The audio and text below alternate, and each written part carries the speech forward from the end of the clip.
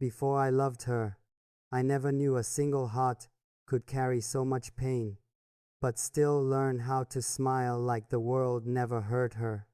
I met her on a day when the sky looked tired, and somehow, so did she. There was something different about her. Not the beauty that was soft and quiet, like a flower that didn't know it was beautiful. No, it was the pain in her eyes. Pain that didn't beg for attention. Pain that lived quietly, like a secret she carried alone.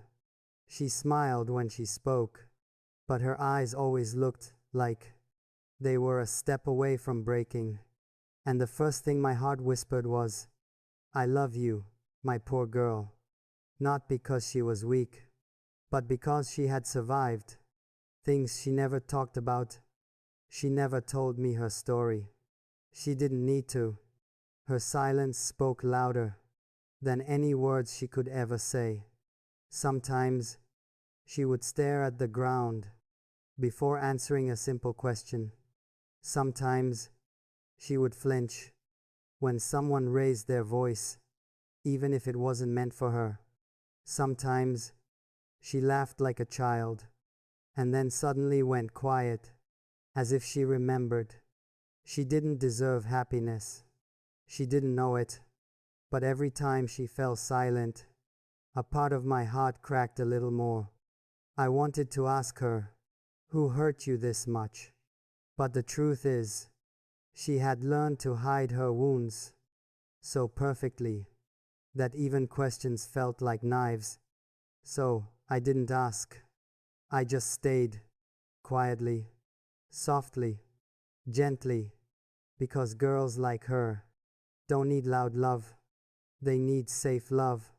One evening, she said something I'll never forget. She whispered, almost to herself, "I don't think I'm enough for anyone." And my heart tore. If only she knew how enough she was, how bright she looked, even in her darkness, how strong she was, despite being broken. I wanted to hold her face and tell her, "You're not just enough. You're exactly what I prayed for." But she wouldn't believe it. Girls like her never do. Life has taught them that love is temporary and kindness is a trap. So I didn't speak big promises. I gave her small truths. A text every morning. "I hope today is gentle with you." A call every night. "I'm here, even if you say nothing." A smile every time we met. "You matter more than you think." Little things, tiny things. But for someone like her, tiny things were lifelines. One day, I found her crying quietly, behind a closed door. No sound, no scream, just tears running down her face, like they were tired of staying inside. When she saw me, she wiped them quickly, forced a smile, said, "I'm okay." But her trembling hands betrayed her lie, and for the first time, she fell into my arms. Not because she trusted me, but because she was too tired to stand alone. She cried until my shirt was drenched. She cried like she had been holding the world on her small shoulders. And while she cried, I whispered one thing again and again. "I love you, my poor girl, but you're not poor. You're priceless." People think broken girls are weak, but they're wrong. She wasn't weak. She was exhausted from carrying pain she never showed, from surviving storms she never mentioned, from fighting battles no one knew existed.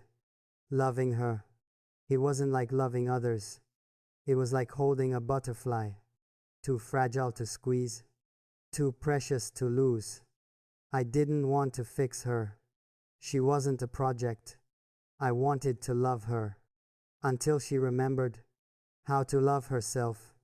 And slowly, very slowly, she changed. Her smile lasted longer. Her eyes softened. Her laughter came more easily. Her silences didn't feel like sadness anymore.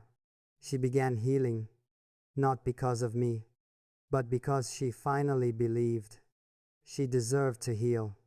And every night, before she slept, she whispered a small thank you, not for the big things, but for the fact that I stayed, because in her world, no one ever stayed. But little did she know, loving her wasn't a choice, it was destiny. I didn't fall for her beauty, I fell for her brokenness, her courage, her softness, her strength. I fell for the girl who thought she deserved nothing, while she was everything. I fell for her pain, her silence, her story. I fell for the girl who thought love was too heavy to hold, and I still whisper it every time I see her.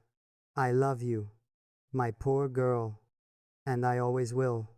But her story doesn't end here, because loving a broken girl is only the beginning. The real story starts when the world tries to take her away again, and I fight to keep her safe.